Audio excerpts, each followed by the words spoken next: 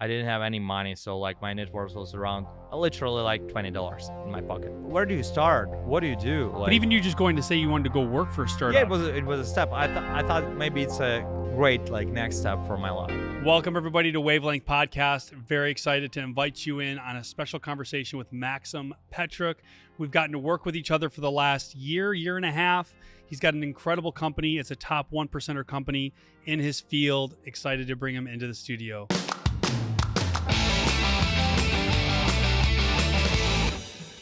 Maksym, what's up, dude? Wow, this is so much warm welcome like I ever had. So, Dude, like, it's the best welcome I've ever had. I'm so pumped that we got to pull this off. Thank you for flying in.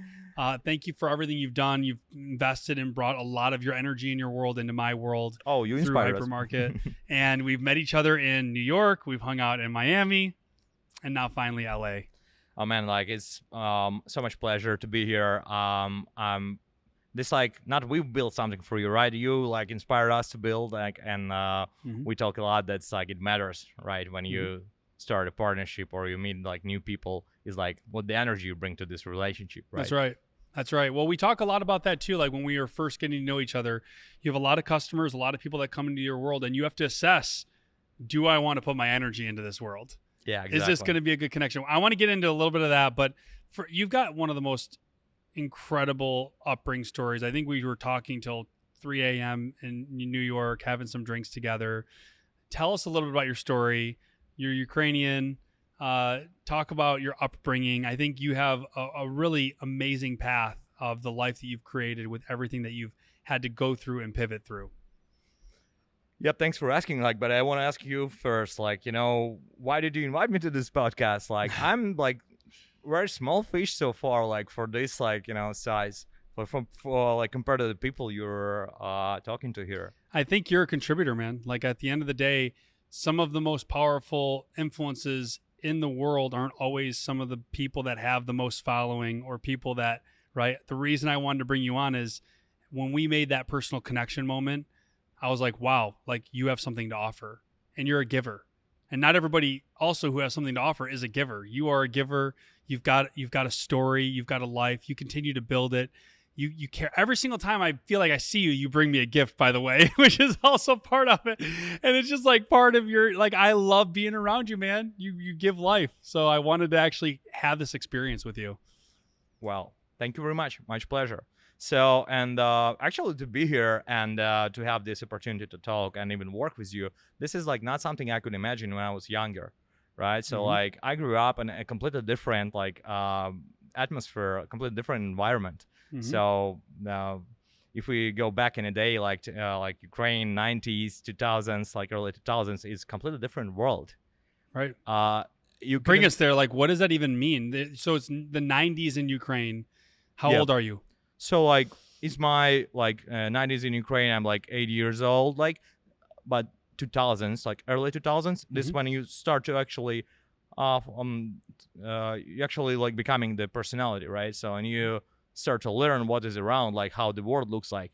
And Ukraine is like post-Soviet Union country. Like Soviet Union collapsed like 10 years ago. Yep. And there is nothing in there. Right, so there is no like international companies. There is no like startups, VC funds. Like there's wow, it's mind blowing.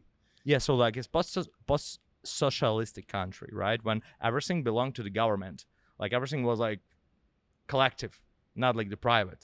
So, and now it's collapsed. So what did people do to even make money back then? So like people were not making shop? money. Like people were working in factories. They're working like.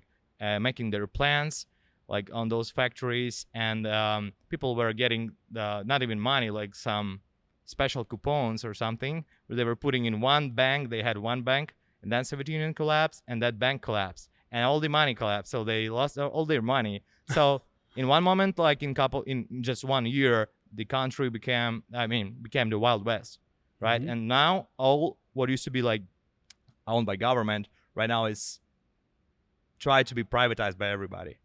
And who was like closer to the government, who was closer to the power, they had the most influence to get this, right? To privatize this. That's how like oligarchs appeared, right? So oligarchs is like the people who are close to government. They have more power. They can access the resource actually.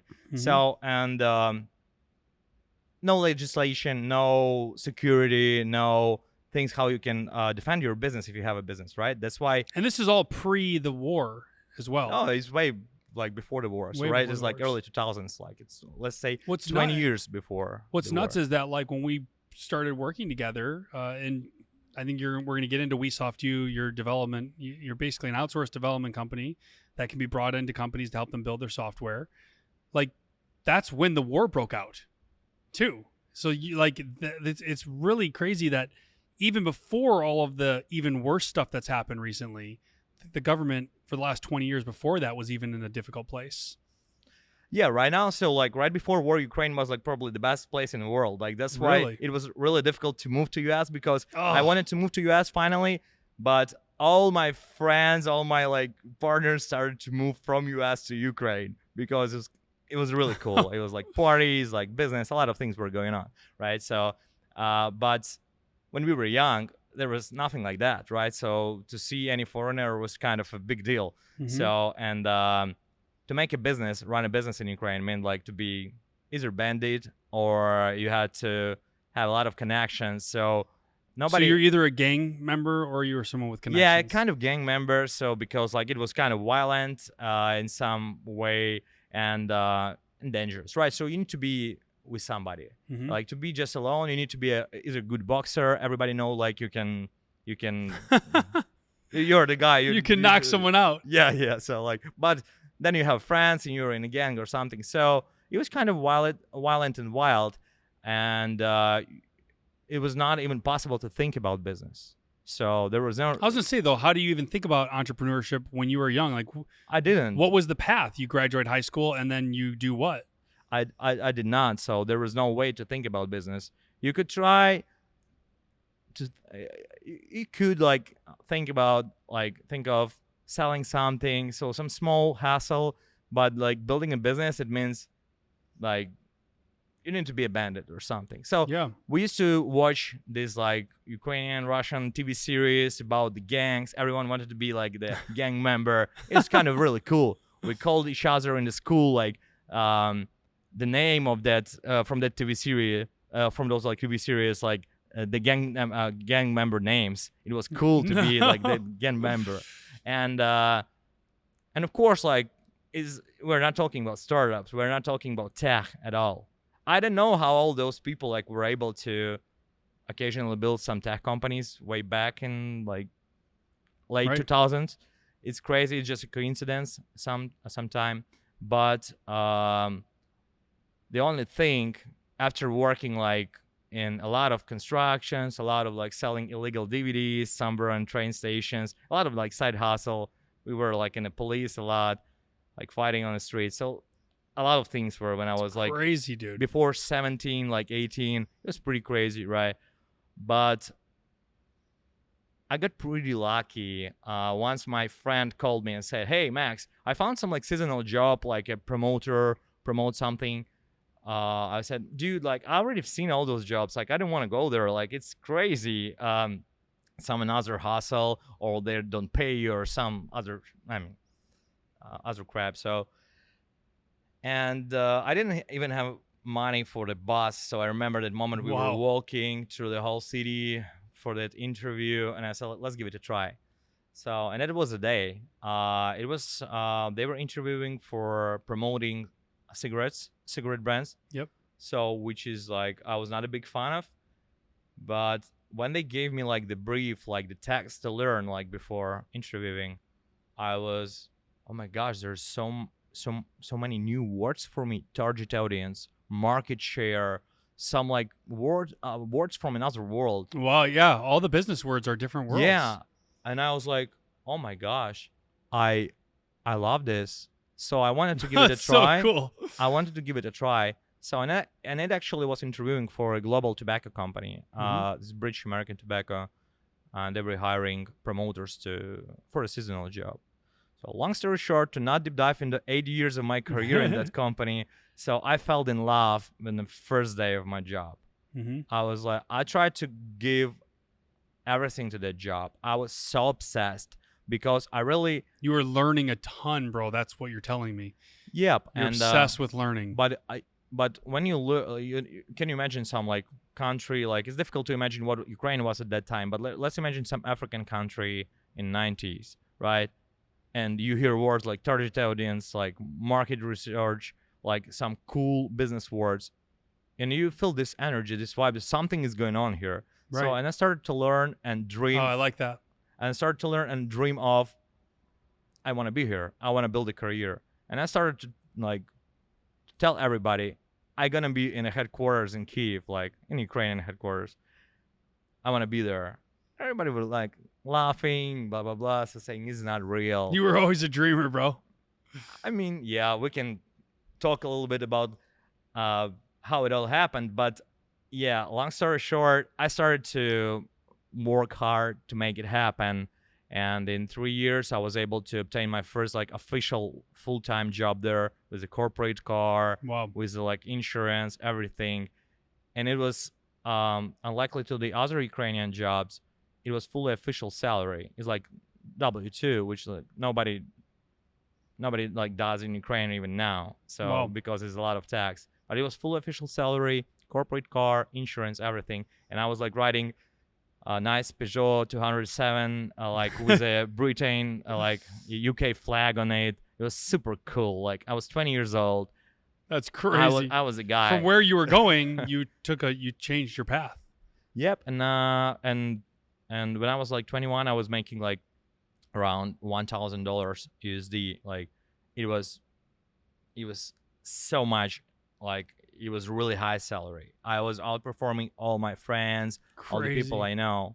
So, and I made a pretty good career there. So then I was dreaming of going to special, the company, they have all their top managers, all their top employees, they all pass through internal management trainee program. They are hiring top students, top talents out of like 2 people out of 1,000 or something. Wow. And invest in them, let them work in every department in the company and grow really fast after the program. So then I started to dream I wanted to that program. But you had to graduate from some good university at least.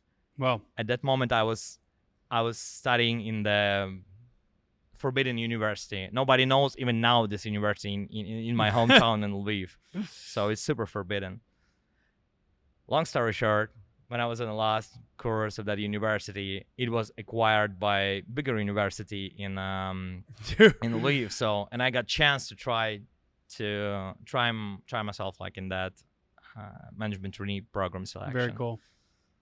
Long story short, it was successful, and I moved to Kyiv first time, like in 2014, and it was pretty cool experience.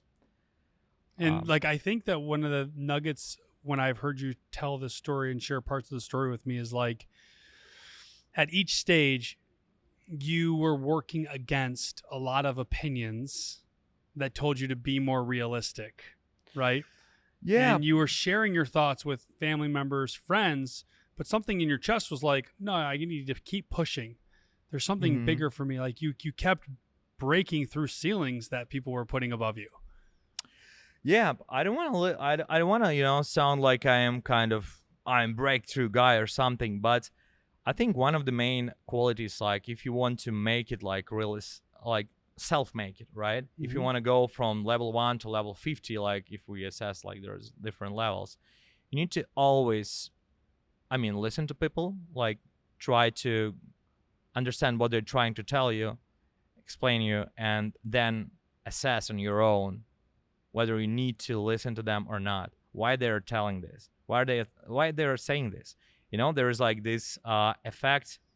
It's called effect of the crab, of the can with crabs. Mm-hmm. So if there are a lot of crabs in the can, right, and somebody trying to get out, they'll pull him back. So if there are a lot of crabs, Really? in the aquarium, yeah. So they trying to pull back another crab. They don't let another crab to get out. And there's like this. This is real. Yeah, this is real. Like there, you can check the video or something. They when the crab try to get out, they're pulling them back. So the same sometimes happens like when you're in the same and one social layer with some amount of people, and then they don't want you to be like the most successful, right? So you said listen, assess if it's good, and then decide whether or not you're going to keep listening. Yep, of course, because you got some advice, but you need to understand like who is giving this advice, what the like life experience this person got, like if he like or she ever experienced what you experienced, if they're capable to repeat or to do the same you want to do. So you need to always think of it and then, plan accordingly. Yeah, is this person qualified to share this advice with me? Yeah. And then you have to test it and iterate on it. And can feel very cold when you have to move away from listening to someone's advice. I want you to fast forward too, because I think from there you had some other jumps, but then you started the company that you started now. And I think you've built upon what did you go from there to building your own company, WeSoft, a development company?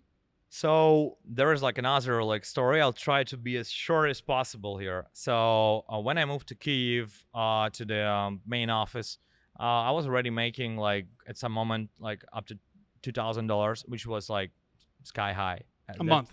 Yeah. It was like in Ukraine, like as I say, like my mom's net worth maybe was at that moment like $100. It's crazy, dude. I was able to pay like all my university myself. Like I was able to pay like all the debts, like everything. So, and live in Kyiv, like which was pretty expensive at that time.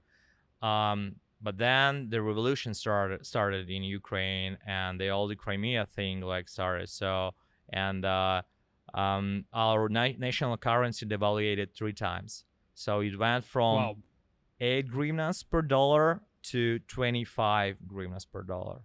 So it's like 3 times. So whatever you had, it was divided by 3. Yeah, exactly. But the cost of everything stayed the same. No, everything started to grow because a lot of things coming in the USD, right? For instance, they buying. That's so brutal. If they're making sushi, they're buying like the salmon for USDs, and everything really related to dollar. So, Wow. And my salary was in hryvnia, so and it started to go down heavily. While tech guys, there were very few of them. IT in Ukraine was growing, but like not very fast. And all these tech guys, they were earning in dollars, right? Because they're getting paid by Tech, customers yeah. from abroad, like American customers. Yep, yeah. And they're getting paid in USD. And one day, all these guys, they became like superstars. It's like everybody started to joke, I want to marry an IT guy. Like, you become like all these guys became rock stars. Like, and everybody started to find how to join tech, join IT. And so the tech movement started to just grow like crazy. Which is the best way to virtually like control your destiny. Most places is get something in tech. Yep. But it was something really like tech, really coding. Like, what is that? Like, people started to learn more, and a lot of people started to join. There are a lot of education happened, like appeared in Ukraine, like how to, become a tech guy. So at that moment, I started to, as I said, like building your own company or startup. There, like nobody ever discussed this. Like it was not on the agenda. Like where did it plop never. into your brain?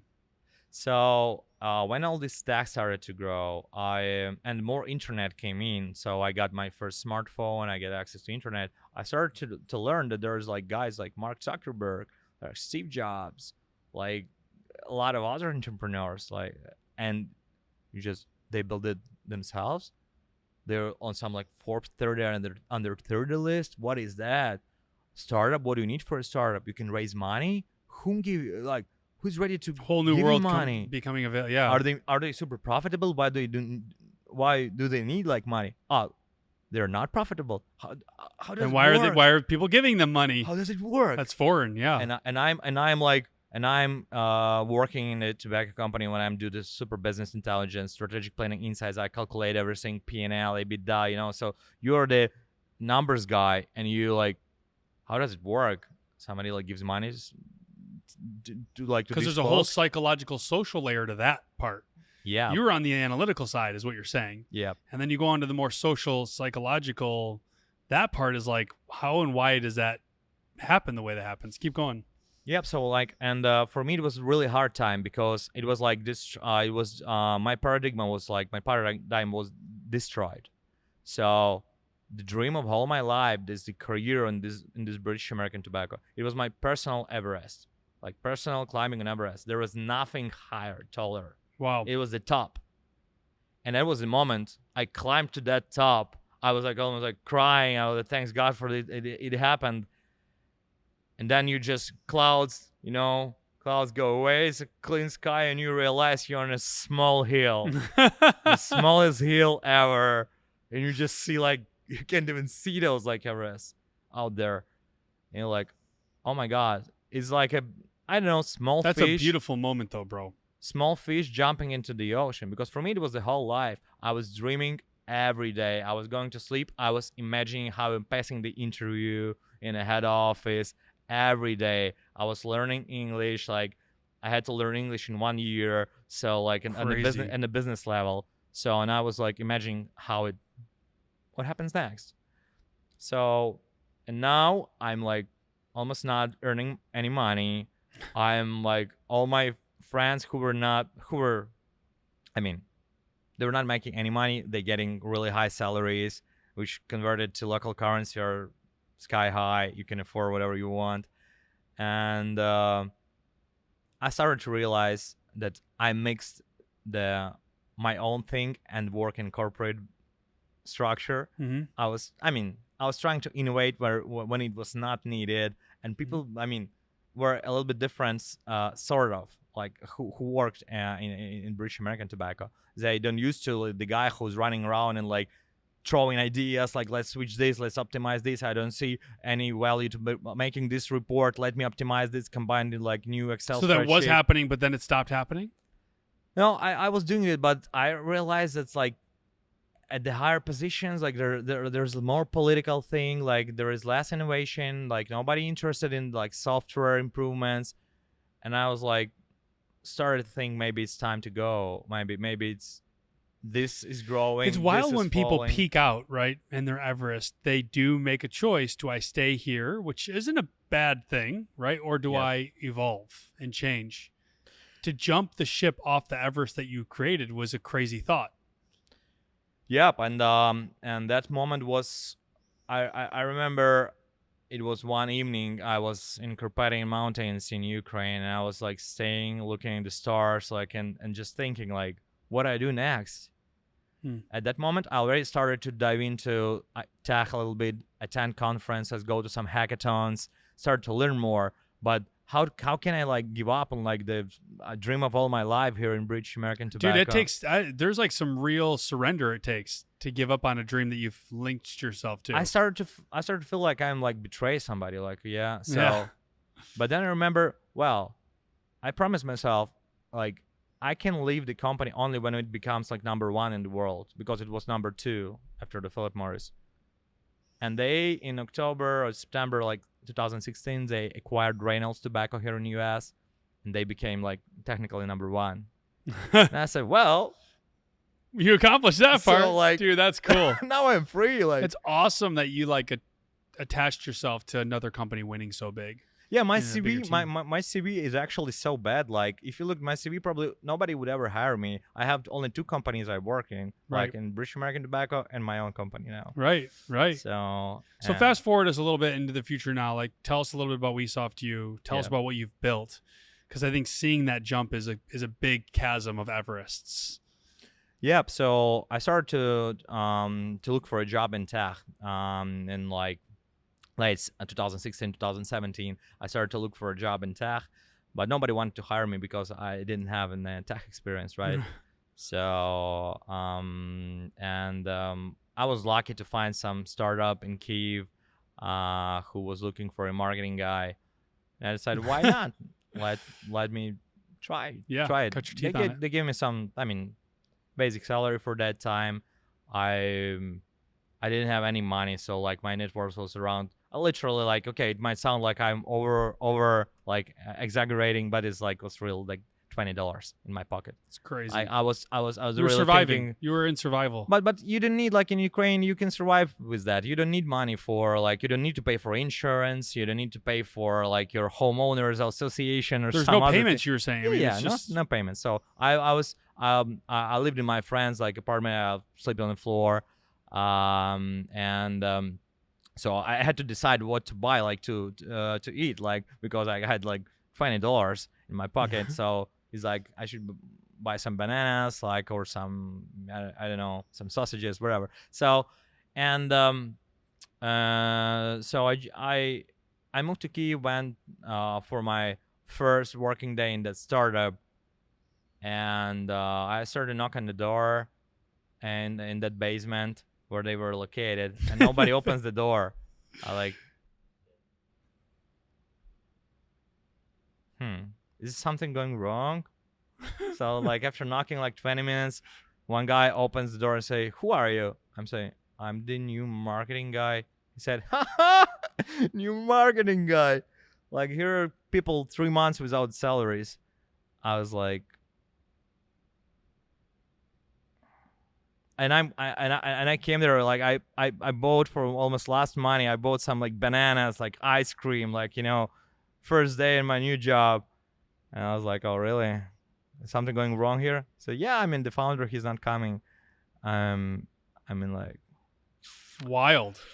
well, probably I did something wrong. So, and it was pretty crazy because I was not thinking of building my own thing at that moment. I always dreamed of, like, you know, millions coming out of nowhere. Like one moment I wake up and I'm like billionaire. Yeah, everybody thinks like it works like this. But I never had a plan or thinking of it seriously, like to launching your own thing. Even my friends, they already had their own thing, but I was not. For me, it was something so far away. Yeah, like you didn't have the architecture on how to even get there. Where do you start? What do you do? Like, but even you just going to say you wanted to go work for a startup, was a step. Yeah, it was a step. I thought maybe it's a great like next step for my life, and that would happen. So I came into that basement, and there were some random people coming in and saying like, "How are you? Who are you? What do you do? Oh, you marketeer. Oh my gosh, you're like useless. Like we're not getting any payments, like any salaries for a while. Crazy. Like why they hired you?" And I was like, to think people like showing up every day getting no money, with no money. That's it's startup world. It's startup world in a lot of ways. But, yeah. But in startup world in America, it's a little bit different. Yeah, it's a little bit different. Usually, it's only the founders who don't make any of the cash early, right? Yeah, and those guys, like, they were making a lot of different things. They were doing everything at the same moment and nothing like in particular. So like one of the things they were doing, they were building. They were some doing software. everything at the same moment, but nothing in particular. Yeah, exactly. So, and one of the like kind of departments they had, it was also, kind of building software for customers. So I dived into and I tried to help that guy to save his company, like, because he was in debt and everything. So, and there was no kind of chance to do that. So I helped to kind of manage this. Like we laid off like half of the people and tried to build something, but it didn't work well. So I ended up started to plan doing something. So I got a nice offer from another corporate company, like with a nice corporate car, good salary for that time. And I was sitting in that basement without money, without anything. And I was like, well, I'm already here. I'm already in this like nightmare. Why do I go and get comfortable again? Yeah, get comfortable again. Like, let me try here. If something goes wrong, I can always go back and find a job, right? So I like try to persuade myself, and then like, so it takes such great mental persuasion to stay in the nightmare, but that's part of the persistence of why I think you're an entrepreneur as well. Yes. So I didn't think about entrepreneurship at that time. So sometimes when you're a little bit stupid is great. Like, you know, when stupid and brave, it's I was great. say, so what's some great qualities of good entrepreneurs? It's like when you're super stubborn, a little bit stupid and brave, right? Mhm. So when you don't know what you expect. I think like Nvidia CEOs told that. So yeah, Mhm. like this entrepreneurship is really hard. Yeah, if you know at the beginning like what it takes, you would probably never go there. For sure. It's so much like, you know, pain and suffering sometimes that you don't even like don't even It's not don't even rational. know what to expect. It's not rational at all. Exactly. So you can start writing books at the, you know, right away. So without going to business. So and it started like I was trying to find some project to build. I didn't know anything about it. I never worked in tech, right? So I started to find some project to build, and I was looking for it for like 3 weeks or something, like somewhere on Upwork, and there was nothing even close. So like I was not able to approach anything, and I started to give up. Actually, I remember that moment. Literally, I laid my head like on a table and like, you know, kind of started like not cry, but like I was desperate, right? So what am I gonna do next? Mm-hmm. And I remember that moment that said, okay, you should regroup and do it one more time. Yeah. Do it one more time, but with all That's passion. the sign of a maniac entrepreneur. It's like you regroup, you take a night, you take a weekend, and then you're like, restart. No, it's the same moment, like, you know, be strong, like, you know, make it, let's go, like, let's do it. So, and I remember the moment I just like energized myself, I motivated myself, let's go and do it. Like, next bid will be my first project. Sweet. And that's what happened. That was WeSoft you? That was like my first, the next message I sent to the potential customer was my first customer. Wow. And I wrote that huge message with all my energy and passion that like, we will do it. Like, your time zone is great. You're sleeping, we're working. Like I find a lot of pros for him. And it was my first customer. Amazing. And here we can jump. So to summarize a little bit, from that moment and 3 years after, I'm running a company with like millions of dollars in revenue and like close to like millions of dollars in profit and like high EBITDA. You're a very profitable business. Yep. You've got a lot of customers that want. So, and this is like 3 years, three years difference. And that pass like 3 years. Yep. So, and when it started to, you know, grow as hell, we were growing all these amounts of money. You didn't know what to do with that. Right. Like the maximum amount of money I ever held in my hand was like $2,000, and it was all my money when I returned from like I had an international assignment in tobacco company, and I brought that money when I came back to Ukraine, and I put it in the fridge. I put it like I put it in a plastic deodorant, like, and I was just hiding it in the fridge.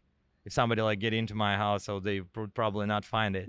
So it was all my money. And when I got that first customer, like it was budget around 15 or 20,000.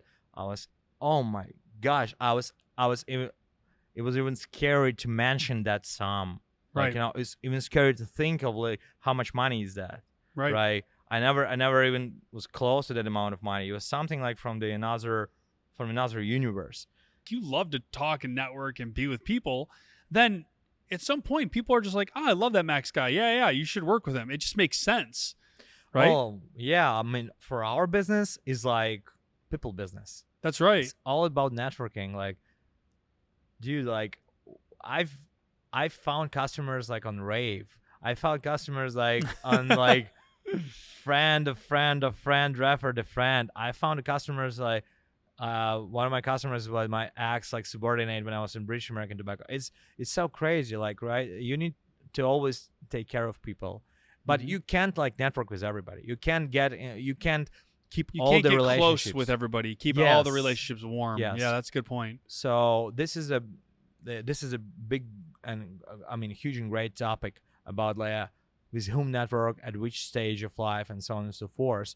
So for me it was at some moment really difficult because I was growing really fast. I was Mhm. changing the social layers really fast, and Mhm. I didn't want to burn the bridges and never see these guys But right now at this moment of life, I don't have a lot in common with them, and I don't want to be like enemies. And not everybody understands that, right? Right. So with some people, I'm still able to, have a call once, twice a year, but be in a relationship. I remember about those guys, I love them, but right now, if I talk to them every month, every You day, won't have any every time. week. You won't have any time.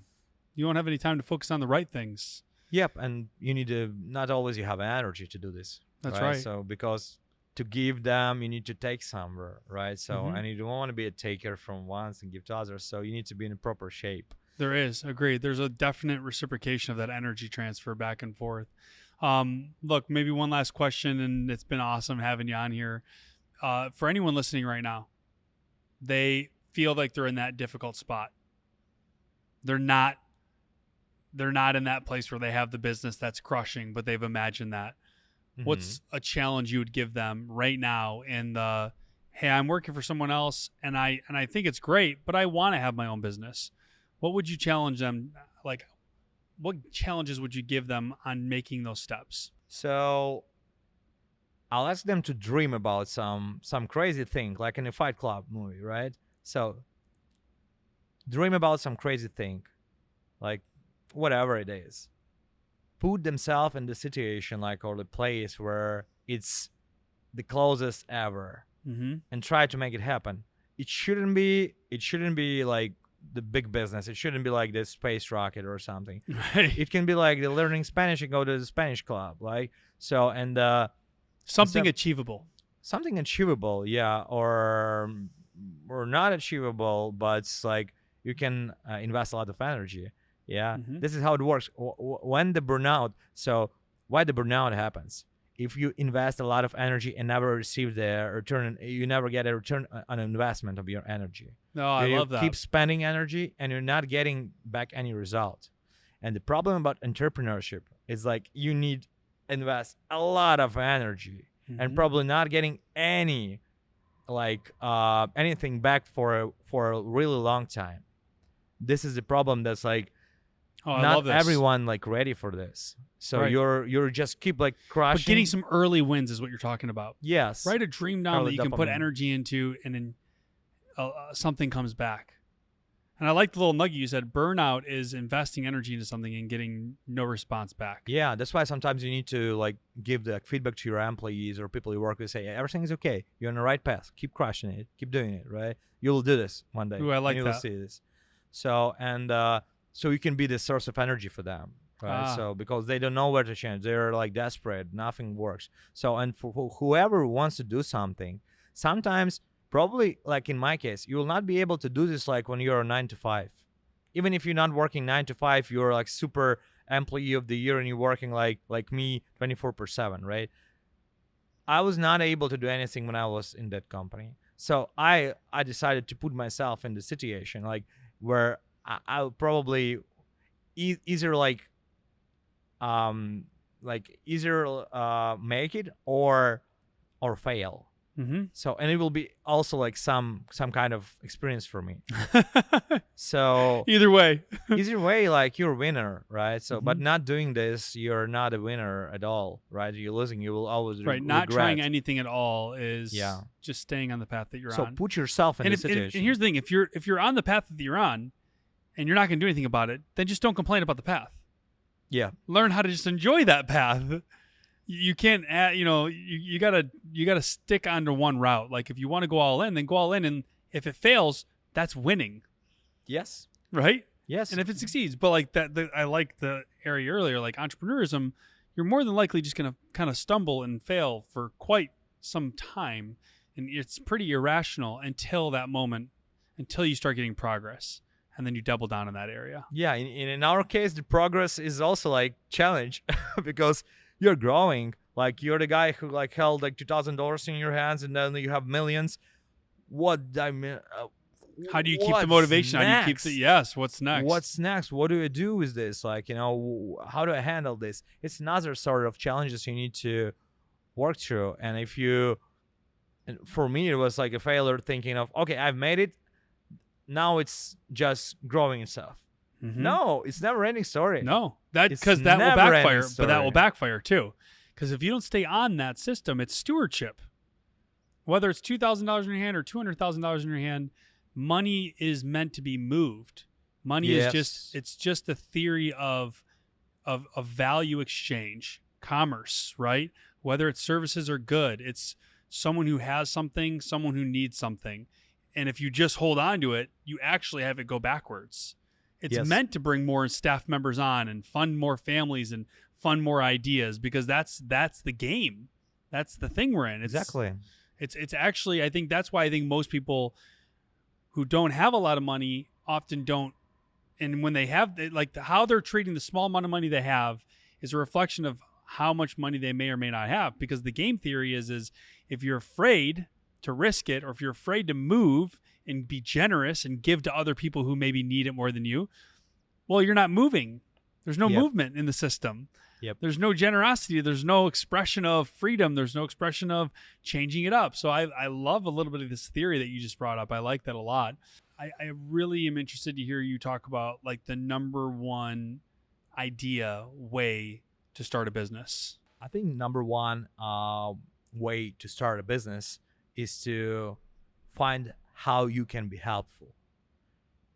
Learn be open to yourself, like be honest with yourself, what you can do really well, how you can be helpful to somebody, what you can offer. Like you can start from some service, some consultancy, or you got enough experience to build a product people can use, or you can build something even bigger, some innovative technology. You're a cool tech guy.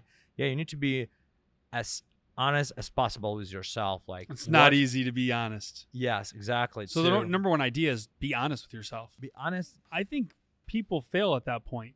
They're not honest with what they can offer other people. Yep. And not like whom you want to be. Like, yeah, because that's the honesty part. Who you want to be like is a like longer time period. Like today, right now, tomorrow, you need to understand whom you can be.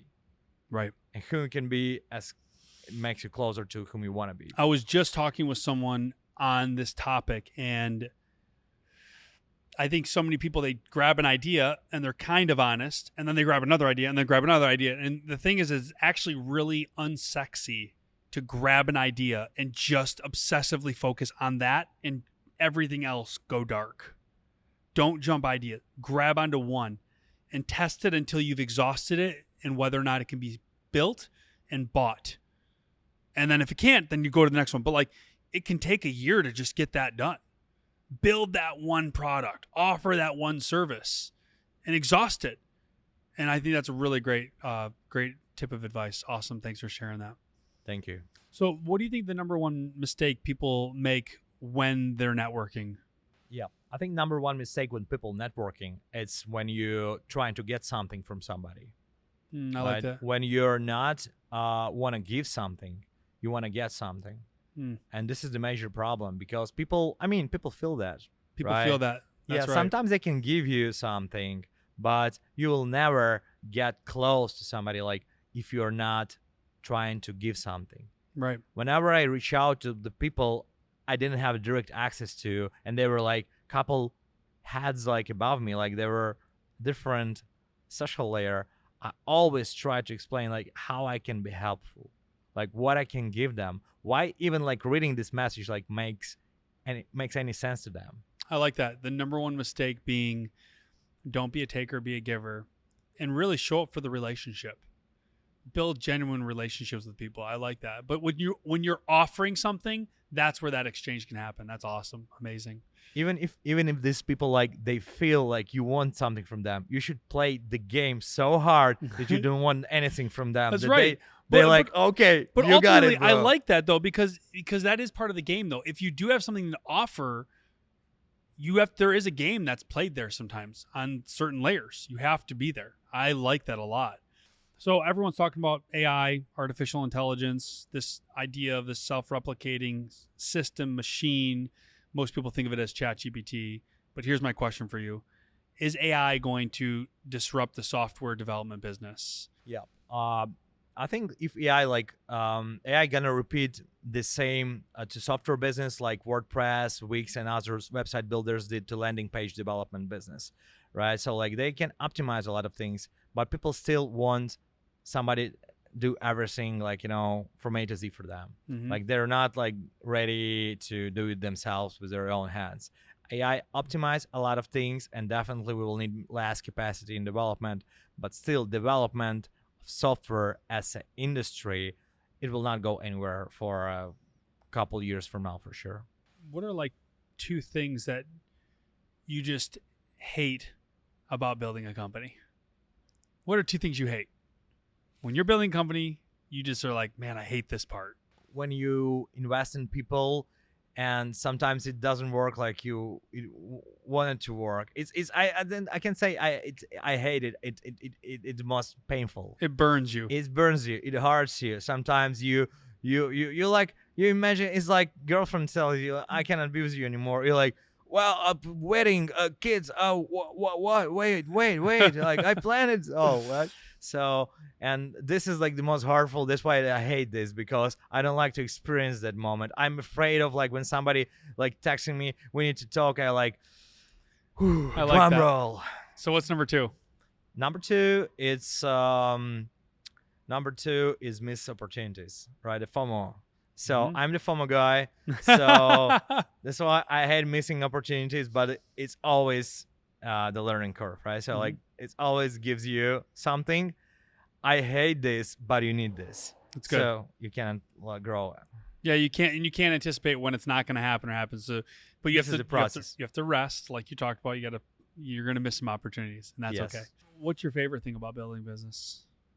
About having your own business that you own and manage? What's your favorite thing about that? Yep. So when you're growing the business and you're building something, you're networking, right? You're bringing new people in your life. You're getting access to smarter ideas. You're getting access to like better models of life. You can talk to people who has like different models of like in their lives, like they're more successful, or you see how your employees like they grow even beside the company, like they grow in other companies, and you had a chance to work with these people.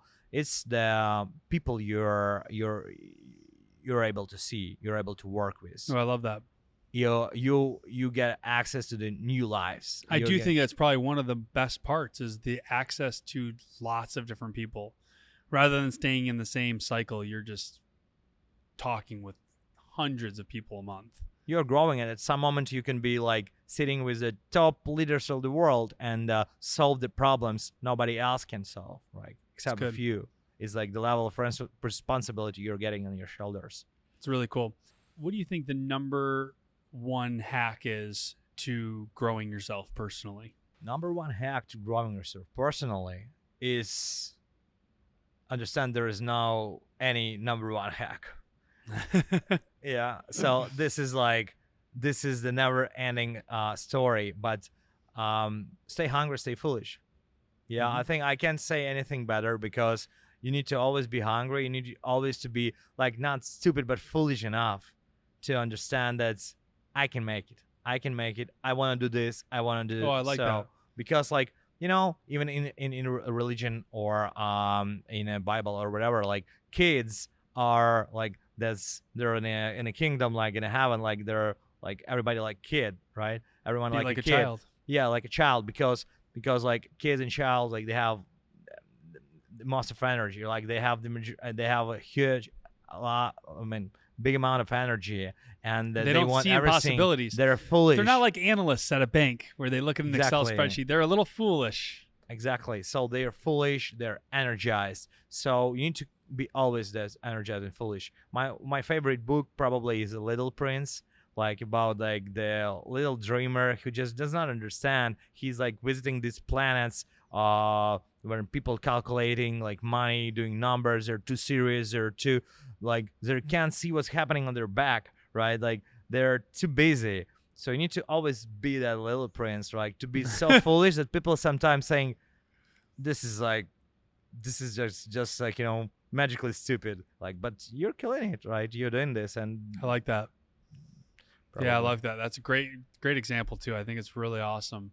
He's traveling to all these things, has all these dreams, all these ideas. He's a little foolish, but you can be foolish if you're also actually investing into that dream. And we talked about that. It's like, be foolish, but apply yourself, test those things. It's amazing, like how when you iterate those things and you are a little bit foolish, I think actually there's a real damage that's done to your growth when you're too analytical. Yep. Don't be too hard on yourself. Play the game. Right. Be foolish. You're too mathematical and analytical. You're not foolish. You're not loose enough to make the mistake. Yeah. And then if you make this mistake, you're judging yourself for the mistake. You're too mature. You can't be too mature when you're building a company. Yeah, take it easy. Like take it easy. Take dude. it easy, and just remember, if it would be easy, everyone would do it. That's right. Right? Because if it were easy, everyone would do it. And like this is main Take phrase. it easy. Take it easy because it's not going to be easy. Yeah. It's just. I mean, you want to make it. You want to be successful. You want to grow. You want to make more money. You want to more something. You want to do more impact. Be ready for a challenge, right? Yeah. Be careful what you ask for. Exactly. And for what too? Like that's the other thing. Like I think a lot of people, they want something, but it's like, well, why? Yes. Why do you want that? Do you want that because that's what someone told you want? Or do you want that because you want that? Because be careful what you ask for. You're putting yourself on a direction. Put yourself through that pain. Make sure the payoff is more than just the surface thing that you're saying you want. Oh, yes. Really good. Love it. I always wondered, like sometimes when we do like our job, we like somewhere on the back, on the backstage, somewhere on a back office, we do some things like, and we don't even know like if it helps or not, or we just like spending customers' money. Like, are we helping or not? How it was for a hypermarket? Like, have we ever helped you like in your path?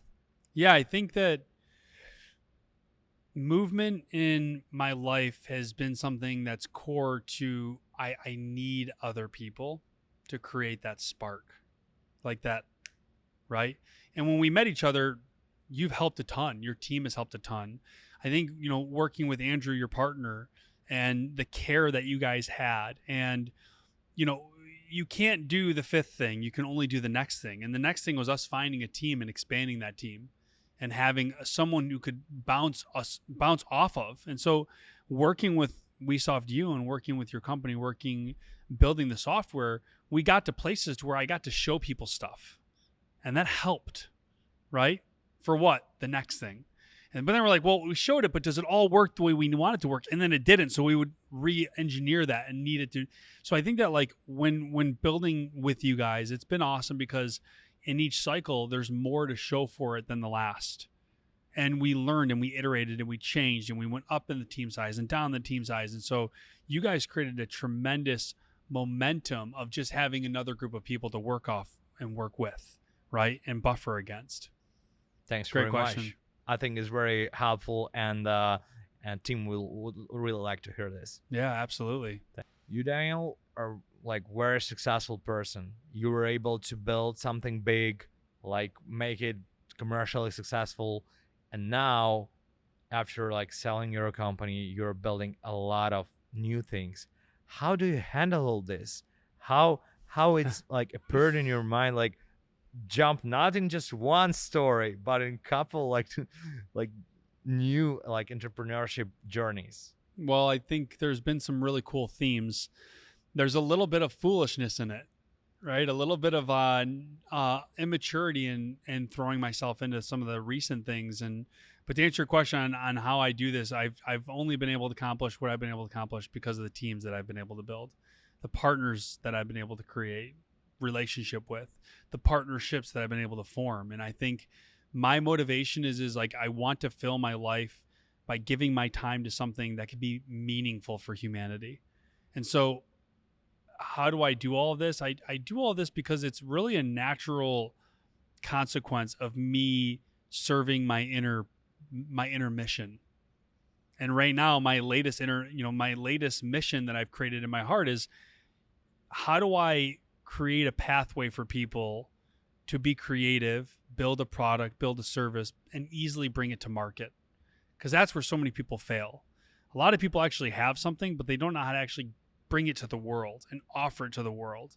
And so like hypermarket, that's what that manifestation is. That manifestation is my whole life selling things on eBay and Amazon. But what about the digital world? The cost of production is low. The speed of fulfillment is low, or fast, right? Compared to a physical product.